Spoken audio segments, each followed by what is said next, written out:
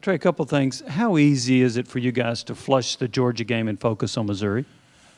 Um, of course, it's a tough loss, but at the end of the day, we got another opponent this week that we need to focus on.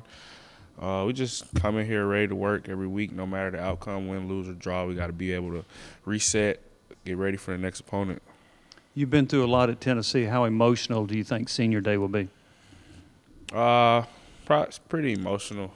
Um, just all this, like you said, all the stuff that me and some of the other guys have been through, the ups, the downs. It would be real special just seeing the fact that we've changed the culture here, and a lot of stuff has been positive as well. So it'll just be one to remember. Got to embrace the moment. Last game in Neyland is crazy to say that. Feel like I just got here like a year ago, but man, it'll just be one to remember, man. It'll definitely be a special moment. Trey, what were some of your biggest learning lessons and takeaways from things that maybe didn't go the best in that game that you want to fix and correct moving forward? Um, just communicating, everybody being on the same page. The details that we've been focused on all off season, we got to be able to, no matter what the outside noise is saying, no matter what's going on outside of the building here, we got to be able to stay focused, stay locked in on the assignment ahead of us. Don't get too, emotional, whatever the case may be. Just kind of staying locked in, whether the breaks are going our way, going against our way. We got to be able to reset and keep pushing. Trey, tonight the playoff rankings will come out. They come out every Tuesday. Everybody in college football will debate where you guys are. Will you intentionally not watch it or try to avoid it, or will there be any conversation? How do you handle that?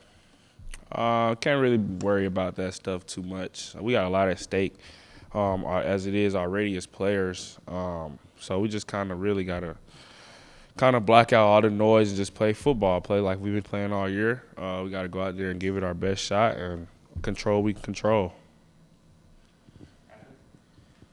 Trey, it looked like you played in a cast or a wrap on your hand. Are you playing through something at this point of the season? Yeah, I am actually. Actually, had a little hair injury last week against Kentucky, but I'll be fine. I'm great, as y'all seen. I can play still, so I'm good, ready to go. Was that an adjustment? Obviously, you didn't need it when you forced the fumble, used your shoulder, but was it an adjustment to play with that on your hand? It definitely was. It definitely was a little harder not being able to use my hand as much, but it's football, man. You got to be able to fight through some adversity and be able to help your team win.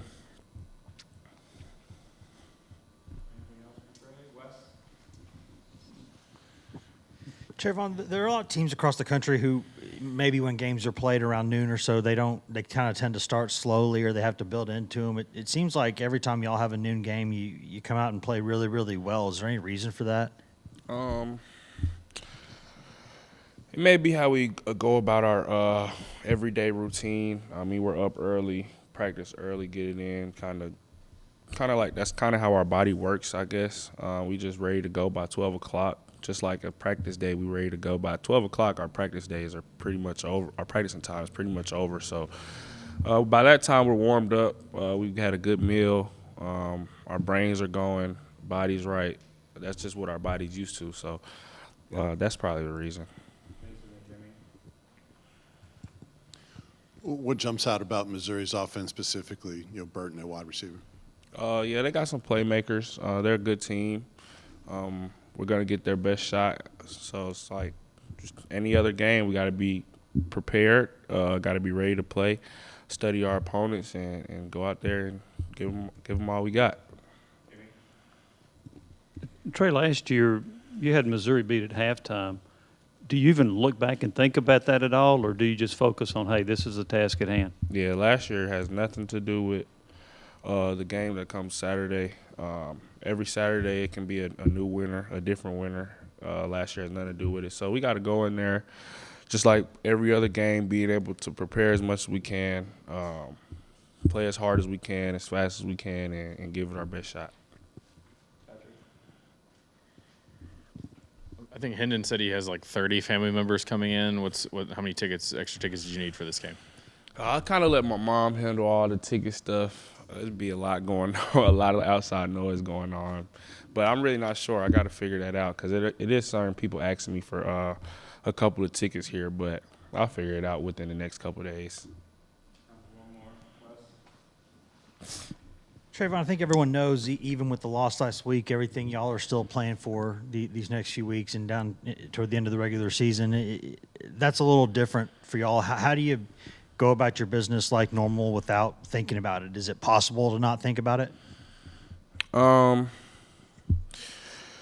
We just got to stay focused. Like I said, the outside noise we can't really let it get in our locker room. We can't really let the disturbances affect of how we practice or how we play, whether we were 3-7 or 8-1, no matter what. We still got to come in every day ready to work, ready to go, and give our best shot on Saturdays. If whatever happens, all we can control is we can control. So. Thanks, Trev. We'll have to run here in just